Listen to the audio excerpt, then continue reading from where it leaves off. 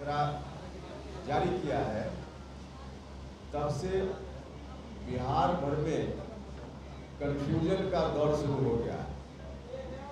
चारों तरफ लोग शंका में है, डाउट में है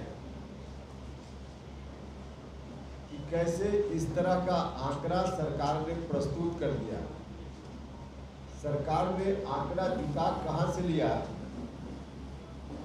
जबकि मेरे गांव में कोई पूछने भी नहीं आया। आज तक किसी कर्मी ने कि आप के परिवार में सदस्यों की संख्या कितनी है, आप किस जात से हैं और आर्थिक स्थिति आपकी क्या है, ऐसा एक जगह नहीं अनेक जगह से इस तरह की खबर आ रही है। और चारों तरफ लोग इस बात को लेकर परेशानी में है कि सरकार ने जो आंकड़ा जारी कर दिया आनन फानन में, अगर यही आंकड़ा रह गया 1931 के बाद लगभग 100 साल के बाद अभी गिनती हो रही है, फिर अगला 100 साल तक लोगों को इस आंकड़े का दंश न झेलना पड़े। इसलिए हम लोगों का दायित्व तो बनता है, लोगों का जो कन्फ्यूजन है उस कन्फ्यूजन को लेकर हम अपनी आवाज़ सरकार के समक्ष उठाएं और सरकार से इस बात की अपेक्षा करें कि सरकार लोगों के डाउट का जवाब दे और जो भी गड़बड़ी इन आंकड़ों को जुटाने में हुई है उस गड़बड़ी को दूर करें। और जो डाउट की बात है किसी एक जात या किसी खास जात विशेष की ओर से नहीं है, कई जातियों की ओर से है। और उसमें खास करके जो कमजोर वर्ग के लोग हैं उनकी ओर से गंभीर सीरियस डाउट है। आज ही पटना के एक अखबार में खबर छपी है, जिस खबर के अनुसार सरकार ने 2015-16 में कुछ जातियों का आंकड़ा जुटाया था। अलग अलग कारण से सरकार जुटाती है, उन कारणों से कुछ जातियों का आंकड़ा सरकार ने जुटाया था और वह जाति है बहेलिया, चंद्रवंशी और माली। इन 3 जातियों का आंकड़ा सरकार के उसी विभाग ने 2015-16 में जुटाया को ध्यान में रख करके। और एक इनके मन में जो रहता है कि देश भर में हमने पहले करा लिया, कई मामलों में हम देखते हैं तो अपनी पीठ खुद थपथपाने का काम आनन फानन में इन्होंने इस तरह का आंकड़ा जारी करके, ताकि देश भर में उनको क्रेडिट मिल जाए कि बिहार पहला राज्य है जिसने जात की गिनती करा ली। तो ध्यान सीधे चुनाव है, राजनीतिक लाभ है, कहीं से जनता का लाभ इनके इस काम में बिल्कुल नहीं है।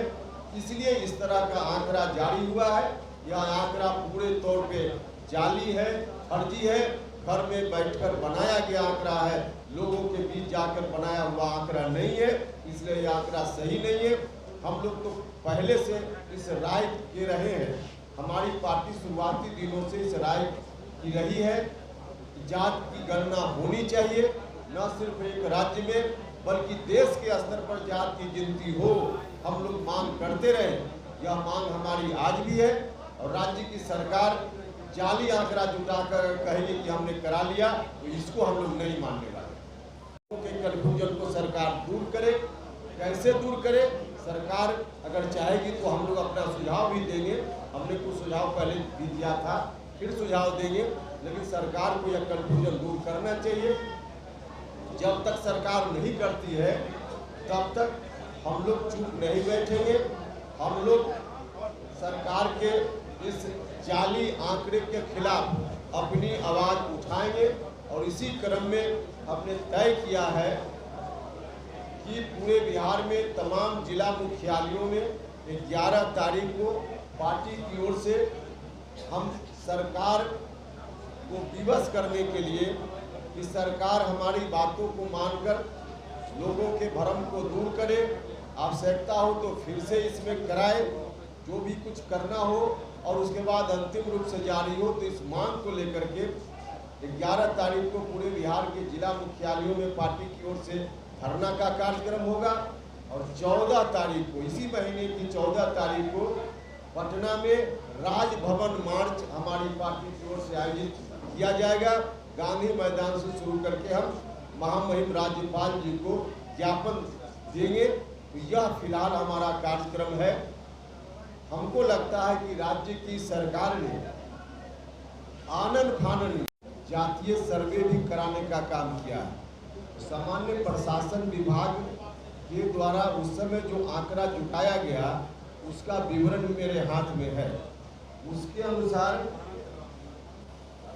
बहेलिया जाति 2015 में 67,535 इनकी संख्या थी, बहेलिया जाति थी 2015 में। और अभी जो आंकड़ा जारी हुआ है उसमें 8,026। अब सरकार भी 2015 में कह रही है उनकी रिपोर्ट के अनुसार कि बहेलिया की संख्या 67,535 और आज सरकार का दूसरा आंकड़ा कह रहा है कि इनकी संख्या 8,026। ठीक उसी तरह से चंद्रवंशी, जिनको कहीं कहीं कहार भी कहा जाता है, इनकी संख्या 2015 में 30,32,800। 2015 में इनकी संख्या 30,32,800 थी। सरकार का ही एक आंकड़ा कह रहा है और अभी का आंकड़ा सरकार का है 21,55,644। 9 लाख इतने ही दिनों में इनकी संख्या कम कैसे हो गई। अब मालाकार, जो तीसरी जात है मालाकार, इनकी संख्या 2016 में सरकार का ही आंकड़ा है 13,15,665। 13,15,465 और अभी है इनकी संख्या 3,49,285। अब बताइए 2016 और अभी 2023 मालाकार की संख्या उस वक्त से अभी 10 लाख कम कैसे हो गई। तो यह तो सरकारी आंकड़ा है उस वक्त का और आज का। अब इसके बीच क्या अंतर, क्यों इस तरह का है, सरकार को जवाब देना चाहिए। यह जो रिपोर्ट है, दोनों रिपोर्ट अपने आप में विरोधाभासी है और बाकी और दूसरे लोग भी जो परेशान हैं उनकी परेशानी का भी वजह है।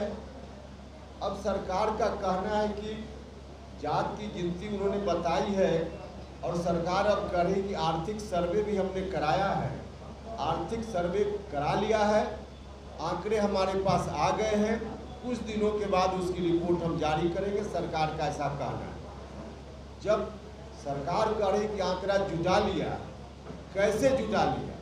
अब देखिए, हम अपने बारे में कहें, जब हमने कहा कि मुझसे किसी ने नहीं पूछा कि आप किस जात के हैं, दिखाया जेडीयू कार्यालय में, आखिर आंकड़ा कैसे आ गया, सरकार को जवाब देना पड़ेगा ना। कार्रवाई करने की मांग करते हैं।